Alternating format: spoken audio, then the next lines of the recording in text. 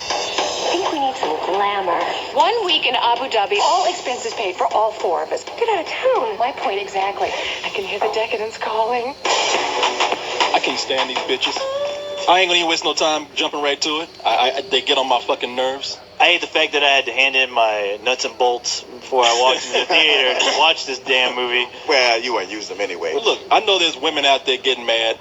I know there's even gay men out there getting mad, saying, "Oh, you just can't stand this because this is a movie for women and gay men. And why do you have to call them bitches? Why do you use that term all the time?" Listen, and it's fabulous. and you just don't get it. No, let me tell you something. I stand firm on this because I can tell you why I use that term bitches, because they are. And later in review, I will explain to you why. I know that's a very harsh criticism there, but this movie just bothered me, man. Can we agree, though, on the very least, that no matter what our reviews are, they don't apply to a large segment of society? That there's no way we can speak for the segment of society that is going to absolutely love this movie no matter what. I don't even know why people would love this movie. I mean, I do. I totally get why. I get it. This movie is definitely not for us, and I concur. Yeah, no, they did not make this movie for us, and no, I did not enjoy watching it. But as I was watching it, I was like, for what it's intended for, the people who are looking to this be the Sex and the City movie, it is streets ahead of the last Sex and the City movie. You thought that this was better than the last? I gotta agree with him. Like the last Sex and the City movie, I hated all those women. I'm like, they are horrible people. I can't believe you're making me sit here and watch them indulge themselves over and over. Yeah, this every time last around, one of I was them like, was you know what? Two of them have actually kind of matured and grown up. Carrie is the main one who's a big brat. I'm like, wow, she's supposed to be the heart and soul of this thing, and she is a horrible person. And they even gave her a bit of convincing, like, redemption, too, though, in this movie. I was like, as much as they made me hate her, and I was like, you really want the woman to sympathize with her? The movie doesn't really sympathize with her, and you don't realize that till later, but I was like, I gotta hand it to him. This is a more mature film than the last one. It's porn, but it's still more mature than the last one. So you're telling me it took them 6 or 7 seasons plus a movie and this one to make them somewhat likable? No, the TV series actually wasn't bad. They're likable on TV series. Yeah. That is my thing about this. I mean, in this movie we see the return of Carrie, Charlotte, Miranda, and Samantha. And on the show, that's another thing. I didn't run out to catch episodes of the show, but I actually started watching it. It would come on. I was like, okay, I'm into it. I'll watch it. There might be nudity. There was. There was always some man's ass on the screen, but hey, it's for women. I think these characters are very self-indulgent. You're right. I thought they were more self-indulgent than ever in this film. But in the show, it made sense. I mean, they were upscale, up-city females who were living that lifestyle, and you watch them, and it's for those people who want to live vicariously through. Sure. They have like high-paying but lightweight jobs where they can just take off at any moment and go shop at any time of the day, go for an expensive lunch, and they're always buying shit. But then in the middle there would be some story that would hook you about their romantic lives, and I like that. And in the movie, because it was taken out of a format that was short, they seemed to stretch them out to the point where I saw more flaws in those characters than I ever saw in the show. The show wasn't built around, it's a half-hour show, each episode. These characters aren't designed to sustain a 2-hour story. They really, 2+ the reality hours. breaks down after that. Yeah, exactly. And this time, as opposed to the first movie, they kind of acknowledge that. The makers go, look, these are fantasy characters for a woman. Every single one of them is a certain type of archetype fantasy for a certain type of woman. And they fulfill fantasies for those women watching it. I mean, this film is nothing but woman porn. Nothing inherently wrong with it, but that's what it is. And for that, in and of itself, it's not bad at doing that. It's certainly colorful. Where are there swords and dragons? If you're talking about fantasy, that's what I want to see, because, not being a fan, fantasy is a fantasy. You gotta roll your saving throw before you go into this movie. If I was a woman, I want to see not Felicia Day. If I was a woman, I want to see them nude and having fun with each other. But I guess I'm not going to get that either. But being not a fan of the show, I've never seen a single episode. This is weirding me out. The co-host is turning me on. I didn't see the last movie, honestly, and I just walked in just going, okay, I'm not going to go look on Wikipedia. I'm not going to do research. I'm just going to see this movie as for what it is. And I tell you what, Why should I do work for my job? The movie actually, as far as not being a fan, not knowing any of these characters, this movie just bored me to tears. I thought the characters were completely annoying. I was kind of insulted that all these people in that theater that we were watching this knew every character because they always had to scream every time a certain character popped up. And I was like, why are these people so attracted to these fucking disgusting materialistic women? Because of what they know about them from 6 seasons beforehand. But it didn't make any sense to me. I really felt like I was in another world. But I'm looking at it as a movie, though. I just thought, I was like, okay, it's like stepping into the lives of these people who you just met and you just would never want to hang out with ever. Let me tell you something. You haven't not have any history with any of these characters or this show or even these movies. Or a woman. Hey, they're women too. He had a torrid affair with a toaster. You walking into this is a completely annoying experience because you never saw these characters for being good characters when they were, as Cyrus said, in a shorter format. I mean, here it's even a stretch of trying to make a movie. In the movie, it starts out with them in New York, and all of them seem to be at some turning point in their lives. I mean, either they're bored with their current lives somehow. Maybe one person who already went through all their troubles in their marriages and their relationships has grown a little bit. But everybody else seems to either be bored, frustrated, or they just need to do something different. And so in New York, you see them deal with those problems firsthand. Now, in a fucking stretch, Samantha runs into an old boyfriend. He's in a movie. They go to an after party. They meet one of the financiers of the film who happens to be from Abu Dhabi. And he, out of nowhere, he tells Samantha, oh, I've met you before. Please, get on my private airline and come to Abu Dhabi, where it's more of a modern city in the Middle East. And all of them, guess what? All of them can just, all of a sudden, just conveniently drop their jobs and their family lives and go 6,000 miles across the sea. 1 week in Abu Dhabi, all expenses paid. I've always been fascinated by the Middle East. You know, desert moons, Scheherazade, magic carpets. Like Jasmine and Aladdin? Yes, sweetie, just like Jasmine, but with cocktails. It really is exciting. When are you going to go? I don't know. When can you all be free? You didn't think I was going without my gals. All expenses paid for everything for all 4 of us. All we have to do is pick the week, and the sooner the better. Let me just check my work schedule. Yeah? All clear. Well, I gotta check with the old ball and chain, but I'm good to go. Middle East 3. Charlotte, how's 3 weeks from now? Oh, I don't know. I go to children's birthday parties for you. You are going to Abu Dhabi for me. Children's birthday parties. Pulling out the big guns.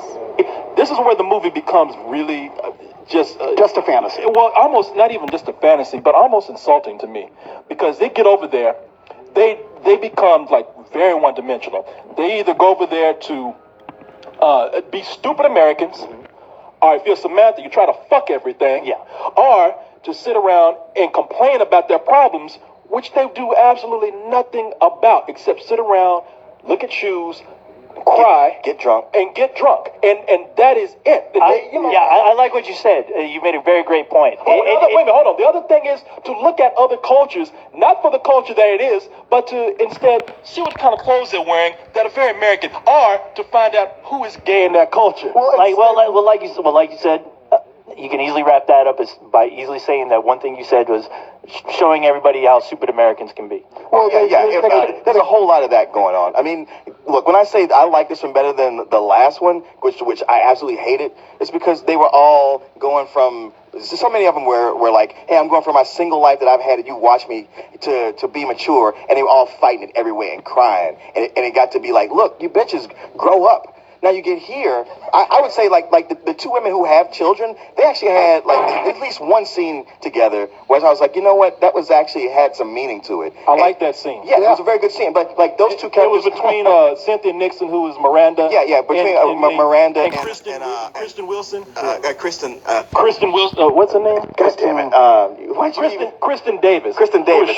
Charlotte. Yeah, Charlotte and Miranda. They actually have a good scene because they're both mothers now, and they bond over that. And it's like, wow, this is actually a real moment in this movie. And these are two characters throughout who, for the most part, are trying to stay grounded.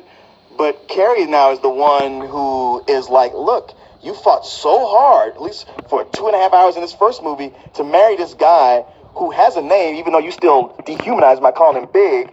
Now he's being a loving husband. She's shitting on that like, you don't take me out. I know you're a millionaire, but you don't spend $1 million on me every day. What's happening with that? It's annoying. Kim Cattrall, who plays Samantha, she annoyed me the most, and she's actually one of the characters that I like the most. I'm like, yeah, she's the comic relief. She's a lighthearted person. She's the one that tells everybody, hey, take it easy, live life, Have a Cosmo. yeah, have a Cosmo and take a couple of rubbers. But when she goes to Abu Dhabi, man, she just turns into a person. All she does is make innuendos about sex. Always trying to fuck everything. I mean, she's looking at somebody and being like, look at the package on that guy right there. And they're like, Samantha's a fucking camel. Come on.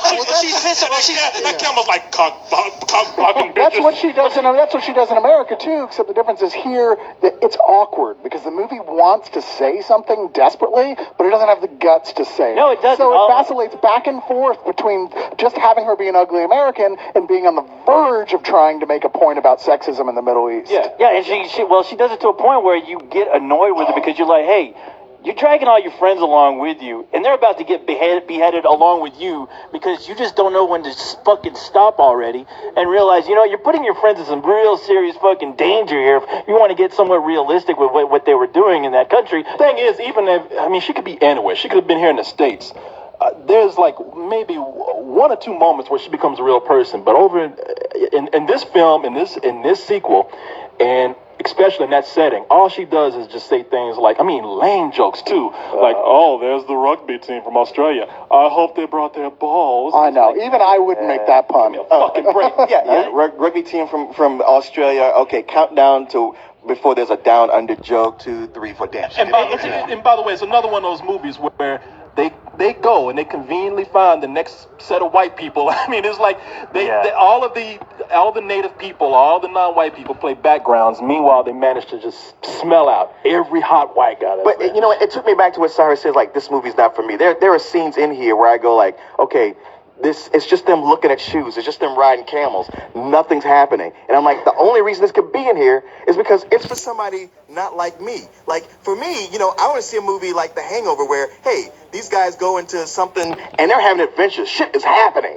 They aren't just looking at things. But for this population, I guess the female or gay population, for them, just being able to look at fancy settings and shoes, that does it for them. Then we get a marvelous performance by Eliza Minnelli, who has obviously made a comeback by performing a Beyonce song. That's another thing that brought the movie down. I'm like, okay, look, I don't like that they made gay people so gay in this movie. Right. It's a gay overkill. Because they go to a wedding, everybody is foppish. Have you actually never met like a flaming New York gay guy before? Yes, but I have also met like a down-to-earth, non-stereotype gay person. Yes, but we know that. But these characters on the show have always been. These characters on the show have always been that way. I prefer having sex with the non-foppish gay guy because he doesn't talk as much. And I think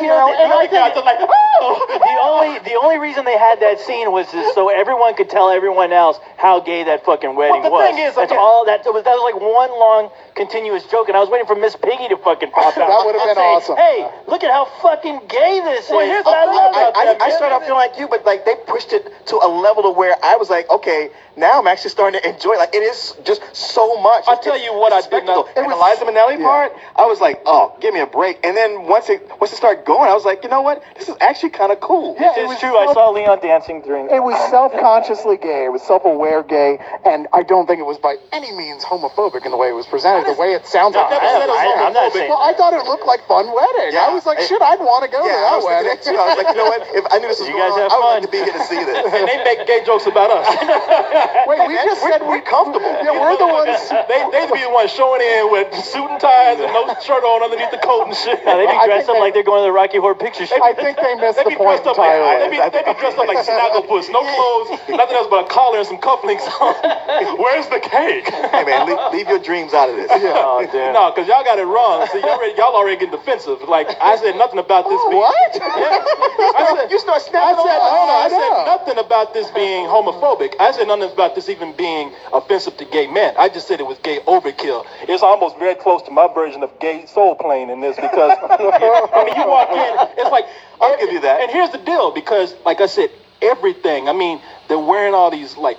If they're wearing like the extra extravagant suits, the wedding is all white with like a 50-boy choir, and then they bring out Liza Minnelli, and I'm just like, I understand that you have a gay audience to appeal to, but If you don't have there to have overkill, though, jokes. it's not a funny scene. There's no point to the scene unless you play with it like that, and that's why they did it. I thought it was funny. I thought it was funny. I didn't think there was any point to it because honestly, it just felt like one long joke. Yeah, I mean, how can you not laugh It at felt like the producer stopped gay guys and said, doing things? "Oh yes, and for our gay audience, Liza Minnelli." Well, that's exactly what they did. Yeah. I don't think there's anything wrong with that. I do. I didn't, because the other thing is, like, let's just say we can take that. They go over to Abu Dhabi and they find the one little gay guy there, and even he has to like be all foppish, rolling his eyes all over the place. They make him cartoonish. I'm with you 100% on that. They make him cartoonish. That was like way too much. It's like, guys, come on. I agree. Back it off a little And maybe that's the thing that really brought me like over the edge, because the gay scene, the gay wedding, it annoyed me, but I was all right with it. But when they just start like trying to target gay people everywhere they go, I'm like, man, really? Do you really have to try that hard to appeal to your gay audience? I don't think so. It was one thing when they made the joke about that character, but then when they kept showing him rolling his eyes and pouting, it's like, okay, that's just too much. Now this is offensive. It was at the point of showing reaction shots of animals in movies. You know, when they do that, when they're like, the dog goes, whoo? They were doing that with the gay guy, and there's like, come on, let him at least have a line or something. The thing is, they could actually save the movie. They had a gay dog do that. You know? Going in expecting it to be a complete piece of shit. I expected this to be just like the most painful experience ever, like being in an Iron Maiden. And so since it wasn't, I was like, all right, I guess I'll go with it. But my God, they could trim this by an hour. Oh, because easily. 2.5 hours is just too long. It was one of This is not those- Lord of the Rings. Yeah, No, it was 40 minutes. There were so many endings to this goddamn thing. I was like, please, just go back to New York already. Fuck. See, the other thing here is that really they are just sitting around. They're in another culture, and it's like they're just like looking at all the poor people like the animals. I mean, just sitting around crying and about their really, when you get down to it, non-existent problems in New York. And like you get some like little blind crippled kid coming up, and she's just like, oh, rodent. Oh God, lady, what did you do? The rats in the city are just getting crazy. But man, see, they've gotten to a situation where it seems dire that they have to get out the country. I mean, they're in danger. Yes. And it turns into a Bob Hope movie. Well, it does. It turns into I was thinking Abbott and Costello. Well, all of those, man. All of those on the road type movies where, hey, to get away from the bad guys, we got to get into the native costumes. And I just didn't like that because they are in danger, it seems like. If nothing else, they're in danger of not making it back to America for a very long time. But what do? They stop to see how Americanized the women are behind the scenes there. And they also complain the whole time. It's like, oh, to them, it's not about danger. It's, we got to get on that plane soon, or else we're going to be riding on that plane and cold. I know, and that's no exaggeration. Right. That's the drama, because if they don't make it in time, they'll have to ride coach instead of first class. Not riding in coach. I'm sorry. I know. I think I was the only one who said I halfway enjoyed the first Sex in the City. I was like you. I said this is for real fans. You were the only one. I was the one who just said, you know what, this doesn't bother me. Now, as somebody who's watched the show and has actually enjoyed the show, and watching this movie, I can fairly say that this absolutely did no justice to that show at all. And people who go for it are going to be people who just want to see these characters come together again. There are moments, though. I just want to say some good things about it. There are moments where I really did like these characters. And I think the character that scene you were talking about with Cynthia Nixon and Christian Davis, I thought that was a really good scene. They were being human beings. Yeah. The other scene that I liked is at the end of the movie. Mr. Big makes an appearance. I actually liked all of his scenes. Chris Noth is really great in that role. I mean, he plays like a guy who's really and genuinely in love with his wife, and even with her being as big of a bitch as she is, he's human enough to go like, you know. And there's points where he's like, "Hey, look, this is you can move out, or I can just leave for a little bit. But he still stays in love with her and tries to treat her right. And do the right I thing. mean, he is the best husband ever, because when she comes to him, it's like, what was the line where she's like, is this She's like, am I just being a bitch, a wife who nags you? And the whole male part of the audience wants to scream, yes! Yeah, And you damn can it. see it on his lips. I tell you, man. Yes! But no, he doesn't say that because he's like a fantasy husband. Yeah, it was. Man, Chris Noth. He is the character that I like the most in this film. And once they leave New York, you hardly see him. And there's one thing that he said at the end of this movie that really encompassed his personality. He comes in and he tells Carrie, he says, "How did I handle this problem? Because I'm an adult." Yes. And he's the only one. I was like, wow, he's the only guy that is acting like a mature person in this film. And I wish I could have seen more of those kind of relationships. I was hoping that Mr. Big was going to hook up with Penelope Cruz. So he had I know, scene man. in the bar. I know. I was like, because you know what? These movies do have titties in them sometimes. I'm like, I've seen them. I'm ready to see them again. And you know what? Penelope Rip Cruz, those suckers out. she was the hottest fucking chick in this movie. It's funny that you said that, Leon, you were mentioning these, you want to see these characters grow up. Well, they fucking grown up about 3 or 4 times. I don't know how much more growing up they could do, because, man, they're looking like they're fucking melting. They look like a bunch of walking candlesticks that have been lit for too long. I mean, at their age. If they do a third movie, they're going to have Pixar make it. It'll basically be the Golden Girls at that point. Yeah. No, I'd rather see fucking Muppets being made out of them. Miss Piggy has to be the new star. It is funny, like, he gets one nice moment, he gets cock blocked by his wife. Like, damn it, he's just like, look, get the fuck out of here. I got something going on. Okay, can I say this one thing though? There's actually one decent thing in this film. And that's the babysitter with the huge tits. I was gonna that say, is who's always that? the Wow, I don't see-through know. shirt. Oh my fucking god! Man, they actually try to put something in there for the straight guys. For me, All the lesbians, I mean, our straight robot. Yeah, there's a babysitter. I thought it was Heidi Klum at first. No, I don't know who that she was was, she had too much meat on her. And Seal wasn't around anywhere. But no, the babysitter. They have some Irish or Scottish babysitter in this. No, she's Irish. And Irish. Yeah, she comes in. And they take a lot of scenes where they like wet her. It's a wet t-shirt contest. and they don't give a fuck who's in the room. There's children around her, and fucking her tits are just flying in the just air. flying and like with knocking the kids against with the kids. wall. Oh yeah, hitting the kids. Having The kids are laughing and And clapping. it's funny because all the men in the movie are just there frozen, except for their eyeballs moving back and forth. Every guy within 100 yards brains have shut I know, down. even in that fucking theater. There's even like a 7-year-old kid who's having flashbacks of being breastfed. He's trying to lick that shit. No, you can hear the powering down that they're. And I would say the movie's trying to be fair to throw something in there for the guys who get dragged in. But man, let me just go and get into my review. As somebody who recognizes that this show does appeal more to women. They put the money shot in there for a man with their abs and chest showing. They do a lot of shopping for women. I know that this is for women. I know that. And I didn't mind that when I watched the show. So I held nothing against that when I criticized this movie, when they showed too much of that here. I think this movie really did, like, everything that show built up to. It does it a total injustice. I did not like this at all. I give it some bullshit. Wow. Well, I'm going to reiterate by saying that I really think that anything we say has nothing to do with the audience this is meant for. I mean, I appreciate you think it does, but I really don't think No, it does. I do. I know I'm not as a hardcore fan as some women are, but I'm just trying to be fair. I recognize the show for what it is and liked it, but it never bothered me. But this show, I'm taking it as a movie. No, not as anything else. I heard what you said. I'm just saying I don't necessarily agree with you. I think that this is what that crowd wants to see. I think it is as a movie, as opposed to the last film, which was, acceptable at best, even for a lot of the fans who I talked to.